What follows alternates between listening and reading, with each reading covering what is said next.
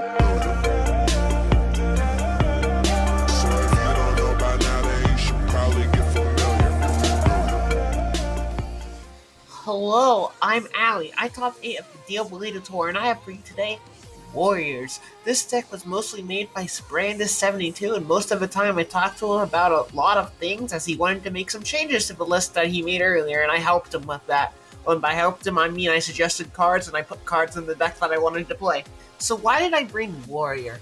Well, most of my practice the week before came from playing against Team Ring of Destruction's AGT BLS and Randage.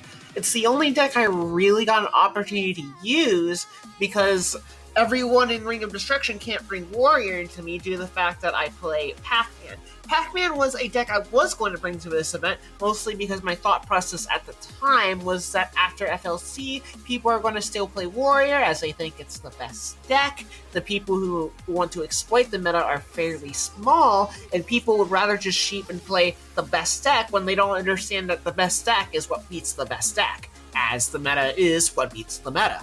I'm quite comfortable on Pac-Man as I topped top 16 with it at GFC 12, and it's by far my most well-built deck. Anyways, if a Pac-Man player sees a Warrior player, the deck eats the Warrior player alive, especially because of how poorly the Warrior players are building their decks. When a Pac-Man player sees a Chaos Turbo player, the Chaos Turbo player can fight back against the Pac-Man player, but there are still a point in time where the Chaos Turbo player can't do anything aside from just draw cards. It's a race against the clock where it's not impossible for Pac-Man to win, they just need to play their cards pretty well and hope that they get dealt a good hand. I could talk about Pac-Man for a while, but I probably shouldn't since this is about Warriors and not Pac-Man. While before the tournament at 2 a.m., I was trying to sleep, and I had this thought that Strike Ninja FDK was a deck I could bring to this event, as it could be a pretty neat exploit. And I don't think people are expecting a Spell Economics DMOC launch. However, I didn't exactly have the time to make a good list, and I heard from my friend Randage I should be expecting more combo, which makes sense to me because the tour is single LM. I don't know what those two things have to do with each other, but it's what I thought at the time. It is what it is, who cares? The idea of there being more combo gave me the idea to play Warrior, because, and I quote, 3 Dust Shoot 3 Solemn is pretty good against combo. I'm extremely well practiced against Warrior decks that do not play Griffith the Iron Knight, and Turbo is starting to fall off in popularity as more people are playing Warrior to answer Turbo. So that's why I decided to bring Warriors first. Okay, so your next question might be, why Warrior as opposed to Chaos Warrior? Well, Chaos monsters are very conditional, and are also cards that naturally will be stronger the longer the game goes on.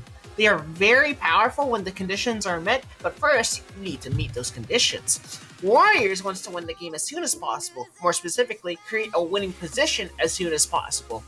This means that BLS contradicts how Warriors want to conduct themselves in their general game plan. The general game plan of Warriors is that it's a backrows and beaters deck where you go from monster to monster until someone dies. This deck does not want to give the opponent room to breathe, and if you get out-resourced, it's doomed. Ideally, you would want to capitalize on players that are unstable, because if they are able to become stable, they may out-resource you. If you end up grinding a lot and using a lot of your monsters, it's doomed. What's funny about playing more monsters is that you may have more monsters, but those monsters still need the tools to make it through the opponent's board. If you open monster heavy, you're prone to falling behind and missing opportunities to exploit the opponent's engine. The whole idea of the Chaos Monsters was to weaken the early game by building cards to support the late game. That can be very liable to falling short. And to attempt to make the deck more resilient to runaway threat solutions, but why would you want to be resilient to it when you could just prevent it altogether? So wait a minute. You're telling me Warriors are really good at trying to win the game as soon as possible, so why are we making their early game weaker to make their late game stronger? BLS is a very powerful card, yes, but it has conditions to summon it. You have to meet these conditions and of being able to banish the light and the dark. The idea of these conditional cards is that the reward for meeting its conditions has to be worth it. But if BLS seems like it contradicts how the deck wants to conduct itself, it's clearly not worth it, so what's going on? Well, what's going on is that people think the deck is good based off the dopamine kick they get when they summon the card due to how rewarding it is to summon these cards.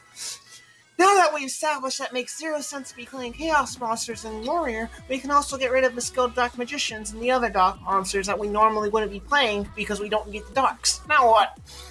Instead of having a high monster count, we opt to have a low monster count and a high trap count to support the low monster count and to pack a bigger punch early. This is important because connecting is better than having to play from behind. If you go monster light, you're better versus control. If you go monster heavy, you create an advantage against other warriors at the cost of playing a deck that plays poorly from behind and isn't built around defensive board presence. The actual deck. The monster lineup is very standard. 3 Blade Knight, 3 Kaiku, 2 Mystic Swordsman level 2, 1 Ninja Grandmaster Satsuke, a Breaker, an Exiled Force, a DD Warrior Leader, and a Don Salug. The Don Salug is probably what I want to talk about the most. Don Salug was something I was not originally playing in this build. The metas before this tour were more warrior heavy, and it's not something you want to see in the warrior matchup. If any warrior player tells you that Don Salug is a good card in the mirror because it forces responses, they're lying. If you look within the context of the game to see what Don Salug is doing in the warrior mirror, you'll realize that it's not actually much, and its stats just suck. There are moments where it can do good, but there will be many bad ones and many more mediocre ones than good ones. With that said, I still cited it in for the longest time because Don Salug is still a very good card against combo. But the meta for this tour I thought would have a bit more combo, so I main decked it. Keep in mind, it's still pretty good against mostly everything else you come across, except for like a Chaos Turbo player who's playing Night Assailants. Something me and Brandis talked about was playing Tribe Infecting Virus in general and trying to make room for it by cutting like the second copy of Mystic Swordsman level 2 or of a Zalug and testing this. But however, this isn't something I ever actually got around to testing. When it comes to spell cards, the spell card lineup is a very standard spell card lineup matchup. However, you might be noticing, where are the Book of Moons? The Book of Moons are gone. Book of Moon is garbage. It doesn't do anything. The deck doesn't need to play it anymore. Every time I played with it, it felt extremely low impact. It doesn't even make good use of Book of Moon. It's a different story when it comes to Turbo, Recruiter Engine decks, and other decks that just make use of Book of Moon way better than Warrior does. When I was playing books, I wasn't meaning Torrential. Is the Book of Moon a better card than Torrential? You would be lying if you said yes. Is Book of Moon better than Don Salug? Not exactly comparable, but I would rather want Don Salug than Book of Moon. People don't play Turret Control anymore when Chaos Turbo exists, so there's no point to playing Book of Moon. And something I want to mention about Premature and Call Haunted is that they're very good cards when you are playing a low monster count. As for traps, a lot of these traps are pretty standard. Torrential, Mirror Force, Ring, Call, 3 Judgment, very standard. However, you might see something that isn't here, and that's Compulsory Evacuation Device. This deck historically has used Compulsory Evacuation Device. However, the reason for that was that Compulsory was really good at outing Thousand Eyes Restrict. However, we have no need to use that anymore to out Thousand Eyes Restrict, since Thousand Eyes Restrict isn't really in the meta anymore. We have Wangoos in the side, we have Exiled Force if we need it, we have Judgments to prevent the turret from hitting the board, and we also have Battle Traps in case the turret decides to run something over. I cannot justify playing Compulsory Evacuation Device over these 3 cards. Trap Dust Shoot, Dust Tornado, and Widespread Ruin. These are the traps I want to be playing in the meta for the moment. I also think that Widespread Ruin is a better battle trap to be playing because we don't really care about Saku's targeting ability, and we're only playing in beaters, so it's fine. When I was playing with it, I think I only said once that I wish it was Saku, and I think that was in a game 2 or 3 of a set where User Fusion was playing Zombira, and the Zombira made it so I couldn't Widespread Ruin his Berserk Gorilla. Onto the side deck. We have 3 Berserk Gorillas. This card is way better than Cypher Soldier. I don't know why people side deck Cypher Soldier into Warriors if they're not playing Giant Rat. It does not make any sense to me because it loses to any not Warrior monster that can kill it. Gorilla is a better card to be playing over Cypher Soldier because it can beat Skill Dark Magician. It can also beat other Gorillas, and it can also beat Cypher Soldier. Gorillas also really need to counter the other gorilla, as if the warrior player has a gorilla on their field, you can go main 1, end of main 1, battle phase, end battle phase, main phase 2, summon gorilla, and if you have the battle trap, you force the enemy gorilla to walk into your gorilla, which is what you want them to do if you have the battle trap ready. Wing Hu is a really good card against most Terror Control decks, and it's really oppressive for them to deal with. I threw in 3 Mobius in the side as a last minute addition because I thought I might run into some lockdown player who was funny.